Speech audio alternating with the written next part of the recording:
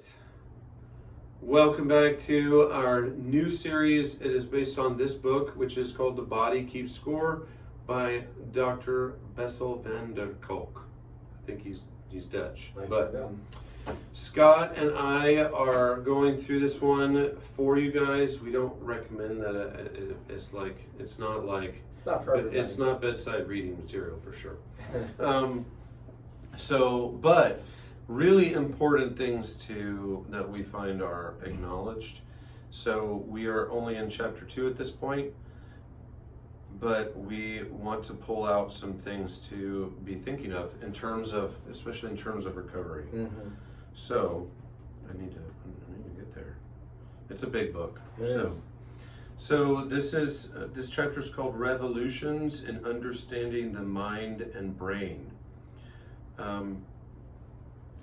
And really, I think our exploration of this book has to do with the fact that a lot of times in recovery, we're thinking, oh, it's like a mental thing, whether it's an addiction or a trauma, right?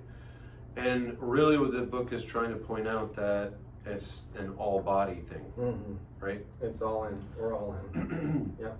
So one of the first things that I highlighted in this chapter was it says, we now know that more than half the people who seek psychiatric care have been assaulted, abandoned, neglected, or even raped as children, or have witnessed violence in their family. So it means that over half the people who seek care have some kind of childhood trauma. That's right. And one of the other things he did notice, though, that he didn't find good, was that most of the time the caregivers are trying to manage suicidal thoughts or just destructive behaviors rather than on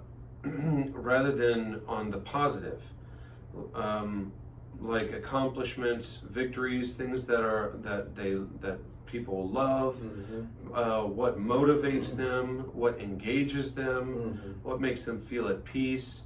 And he calls it the ecology of their lives. Mm-hmm. So, but you've seen this too. Yeah, so at Celebrate Recovery, one week we have a lesson, the next week we have a testimony. And what I often say, in fact I just said it on Monday night, because our Celebrate Recovery meets every Monday night, you're always welcome. What I usually say and experience is that a person experiences some trauma in their childhood, or maybe it's drawn out, maybe it's one event, and that trauma, you hear these talked about in the testimonies. We just heard about a young woman whose father was an alcoholic, and that caused her to act in certain ways when she got older. And so we often talk about self-medicating. So the traumas may be one-time events or drawn out, but you often see them later in life. And then to your second point that he makes in this book, Celebrate Recovery, one of the things I really like about it is as you work through the lessons, it really encourages you to not only look at reality and come out of denial, which is often the negative stuff, Right. but also to balance it by saying what's positive. What's positive in your life? And John Baker, who wrote Celebrate Recovery, again and again, make sure you balance what you're looking at as you work through these questions, as you hear this point on denial. Take a look at the positive. And what the author found, I think, is that in most treatment, they weren't balancing. No, they weren't. They were often trying to manage negative thoughts, trying to manage negative behaviors. That was really their kind of the core of their system. Which, as we'll see, I think in just a few moments, that kind of became their identity. It's like labeling somebody with a disease. That immediately becomes your identity. Right. So one of his teachers, just on one of those similar points, is he said to his class, he came right on and said that most human suffering is related to love and loss. And that really the job of the people who are therapists and others was to help people manage life, the reality, like you said, with its pleasures and heartbreaks. But he did say that healing depends on experience. So trauma teaches us something, and we hang on to that, like I'm not loved. And we need to change that experience with our body as well. Meaning we have to feel our body, this sense of connection to someone in a positive way, in a loving way. And so how does that relate to some of us in our groups? Yeah, I mean, that is what we are all about. We meet in a large group with men and women together, and then we break down into small groups, men with men, women with women, and then we have another opportunity. We call them step studies, and that's also men with men and women with women, but all of those contexts are relationship, being with other people, seeing yourself through their eyes to some degree, as you're vulnerable, as they're vulnerable, and offering and inviting healing through the context of relationships. Now that relationship could be in a group, as in all three of those cases, but it could also be with a sponsor, with an accountability partner. Yeah. So how is that different? Because in this section it talks about the new age of medicine, which is now really talking more about what does he say? Like the brain disease model. Yeah. So the argument he's making, and I don't want to say definitively because I've always been if medicine is helpful, okay, let's proceed with caution. But I think the point he's making is the moment you say someone has a disease, you risk them identifying themselves by their disease, and that can leave you feeling stuck. Like now I'm at the mercy of the doctor and the insurance companies as to whether I'm going to get healed or not.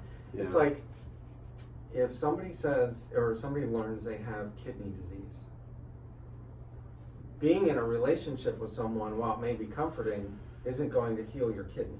Right. You are relying on medical treatment, let's say a kidney transplant. Right.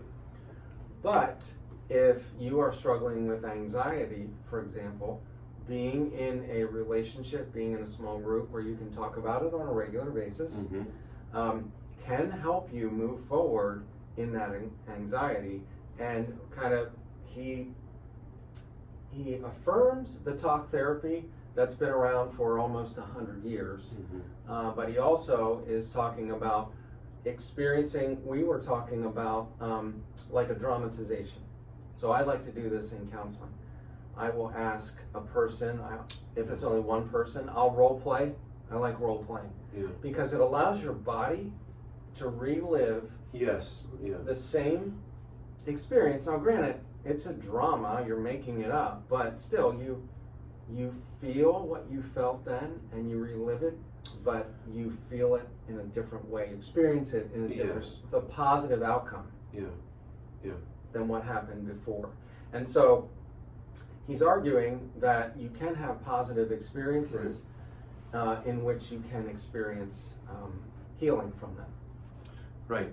And that's what it was saying, was healing is based off of discovering a new physical experience, whether it's in role play or in a community context. So, and again, not to go down too much of the road of his hesitation and his reservation about simply just the drug model, but he does have these 4 truths that he shares, which I think is the most powerful part of the chapter. So he says the brain disease, meaning mostly today doctors depend a lot on the pharmaceutical companies giving the right drugs to treat symptoms, but it is overlooking 4 fundamental truths. 1, our capacity to destroy one another is matched by our capacity to heal one another. Restoring relationships and community is central to restoring our well-being. That's number 1. Which is what we just talked about. Yes. Celebrate Recovery is based on that. And we just talked about this one too.